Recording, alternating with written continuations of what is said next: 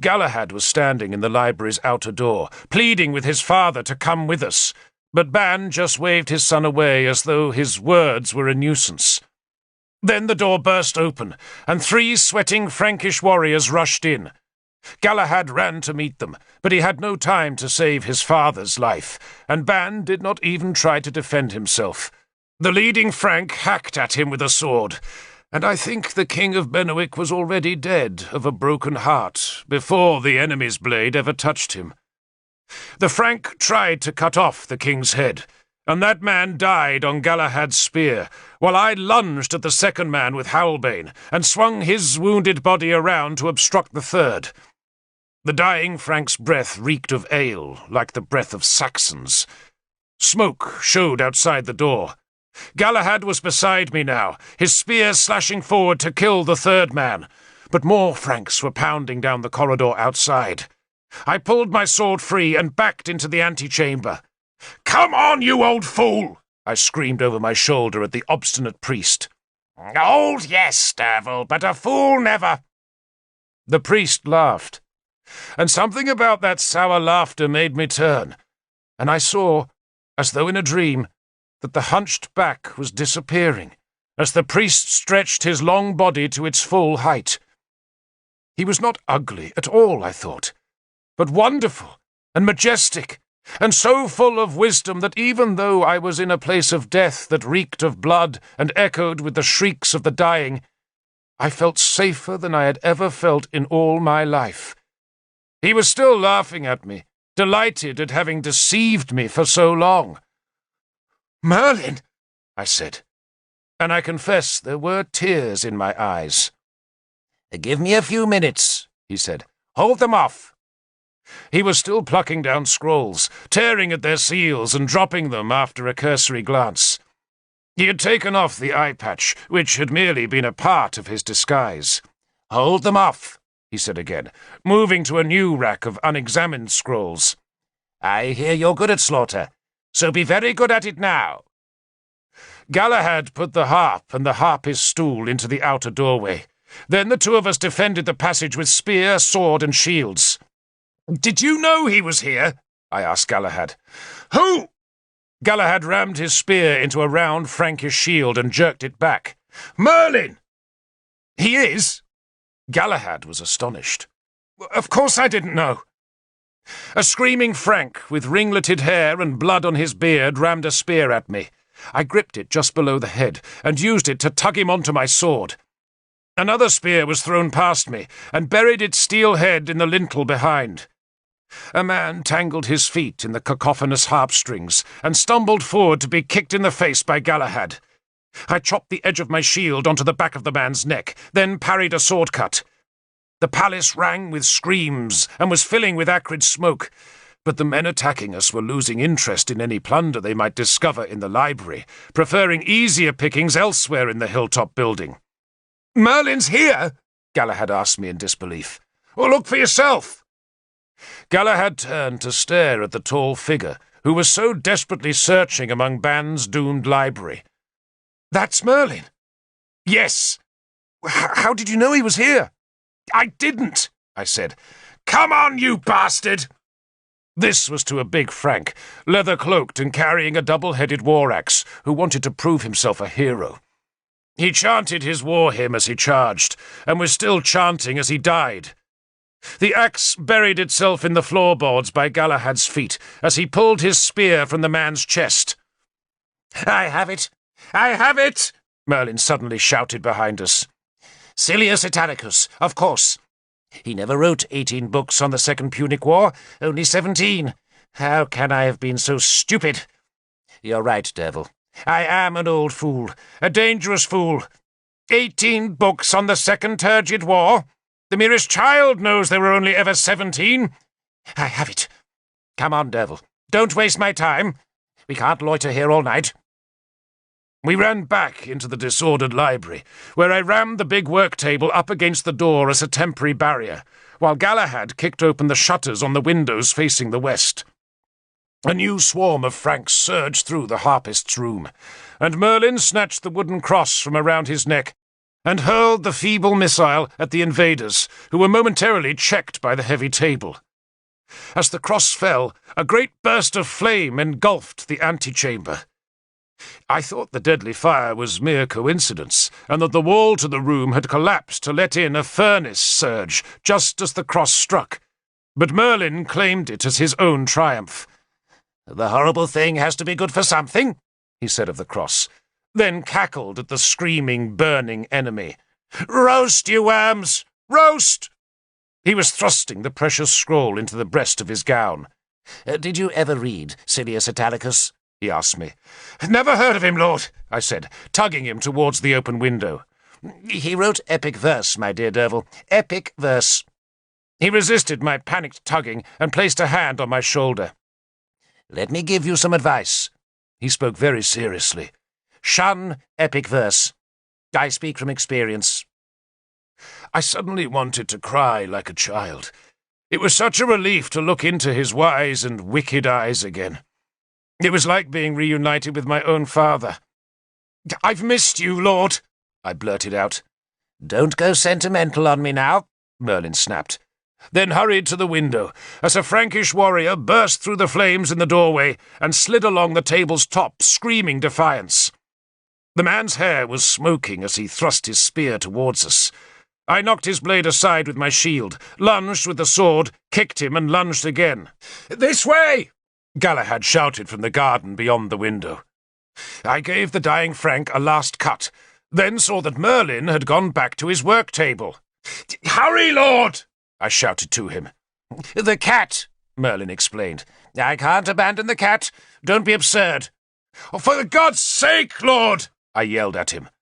But Merlin was scrabbling under the table to retrieve the frightened grey cat that he cradled in his arms as he at last scrambled over the sill into a herb garden protected by low bay hedges. The sun was splendid in the west, drenching the sky brilliant red and shivering its fiery reflection across the waters of the bay.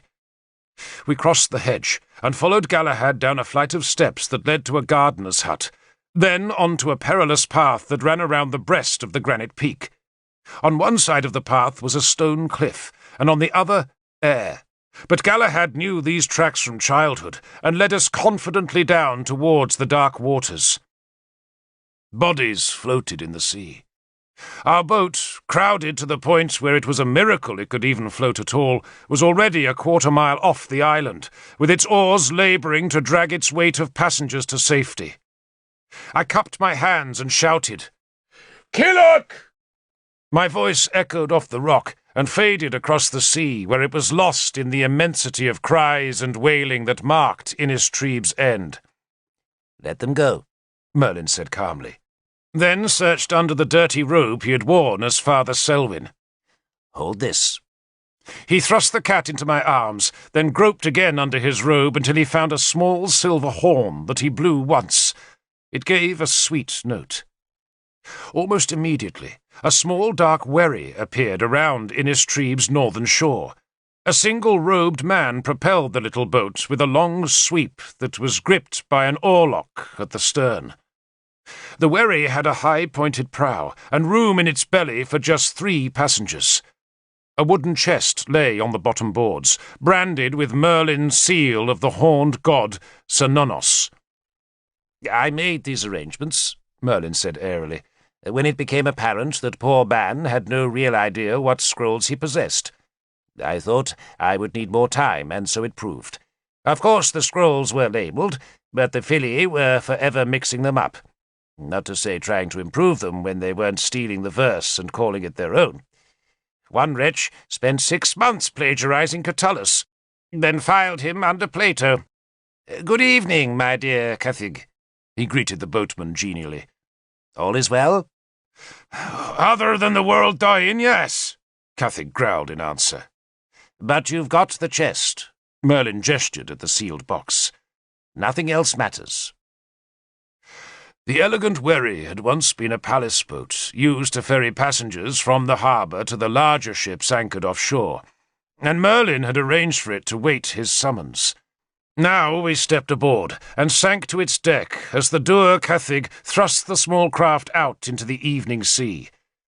A single spear plunged from the heights to be swallowed by the water alongside us, but otherwise our departure was unnoticed and untroubled. Merlin took the cat from me and settled contentedly in the boat's bows, while Galahad and I stared back at the island's death. Smoke poured across the water. The cries of the doomed were a wailing threatening in the dying day. We could see the dark shapes of Frankish spearmen still crossing the causeway and splashing off its end towards the fallen city. The sun sank, darkening the bay and making the flames in the palace brighter. A curtain caught the fire and flared, brief and vivid before crumbling to soft ash. The library burned fiercest, scroll after scroll bursting into quick flame to make that corner of the palace into an inferno. It was King Ban's balefire, burning through the night. Galahad wept. He knelt on the deck, clutching his spear, and watched his home turn to dust. He made the sign of the cross and said a silent prayer that willed his father's soul to whatever other world Ban had believed in. The sea was mercifully calm. It was coloured red and black, blood and death, a perfect mirror for the burning city where our enemy danced in ghoulish triumph. Innistribes was never rebuilt in our time. The walls fell, the weeds grew, seabirds roosted there. Frankish fishermen avoided the island where so many had died.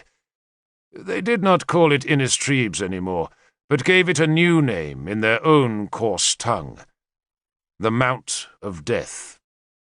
And at night, their seamen say, when the deserted isle looms black out of an obsidian sea, the cries of women and the whimpering of children can still be heard. We landed on an empty beach on the western side of the bay. We abandoned the boat and carried Merlin's sealed chest up through wind and gale-bent thorn to the headland's high ridge. Full night fell as we reached the summit, and I turned to see Innistribes glowing like a ragged ember in the dark. Then I walked on, to carry my burden home to Arthur's conscience. Innistribes was dead. We took ship for Britain out of the same river where I had once prayed that Bel and Manawyddan would see me safe home. We found Killock in the river, his overloaded boat grounded on the mud. Leonor was alive, and so were most of our men. One ship fit to make the voyage home was left in the river, its master having waited in hope of making a fat profit from desperate survivors. But Killock put his sword to the man's throat and had him take us home for free. The rest of the river's people had already fled from the Franks. We waited through a night made garish by the reflected flames of Innistribes burning, and in the morning we raised the ship's anchor and sailed north. Merlin watched the shore recede, and I, scarce daring to believe that the old man had really come back to us, gazed at him. He was a tall, bony man, perhaps the tallest I ever knew, with long white hair that grew back from his tonsure line to be gathered in a black-ribboned pigtail. He had worn his hair loose and dishevelled when he pretended to be Selwyn, but now, with the pigtail restored, he looked like the old Merlin. His skin was the colour of old polished wood. His eyes were green, and his nose a sharp, bony prow. His beard and moustaches were plaited into fine cords that he liked to twist in his fingers when he was thinking. No one knew how old he was, but certainly I never met anyone older, unless it was the druid Belize, nor did I ever know any man who seemed so ageless as Merlin. He had all his teeth, every last one, and retained a young man's agility, though he did love to pretend to be old and frail and helpless.